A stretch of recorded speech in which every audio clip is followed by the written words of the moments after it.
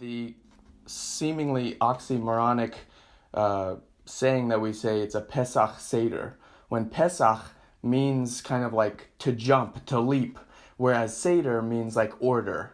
So I'm going to circle that back to kind of what it means to me, but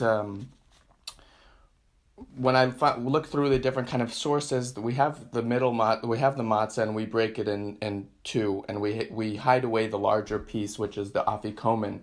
And there are different kind of explanations as far as, is it like splitting the sea? We save the smaller portion because to represent kind of the poor, poor spiritually, and we hide the larger piece to represent the redemption, the messianic times. And another thing is we don't say a blessing when we break the middle matzah, which is very interesting, but you find out that when we say blessings, it's on things that are whole.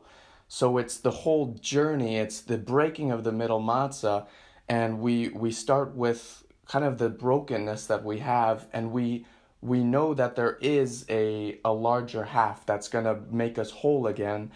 And so it's also kind of a reminder to not just want that bigger half of the matzah, but to enjoy the whole journey of going there, to enjoy the journey of the freedom. And it's an intense kind of journey, but when you look at it from the perspective of having the wholeness, it's a lot more rich.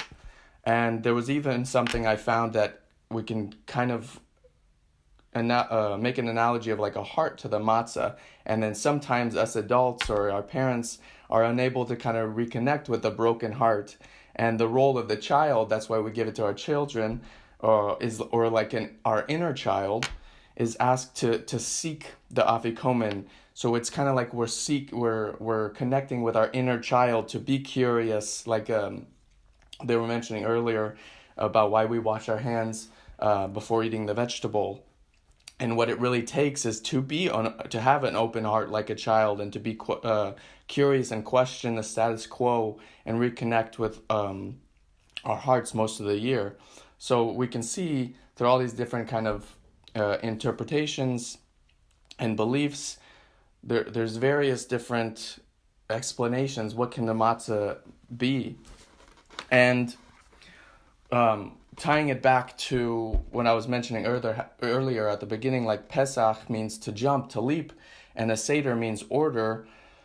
When we break it, that's the only, when we kind of have a broken heart, or when we're feeling low or feeling kind of poor, that's the only way that the divine light or inspiration can kind of make it into us. Because if we're feeling whole, we're not going to really be open to something new. So it takes that kind of brokenness to be open to, like I said, the journey to search to have freedom.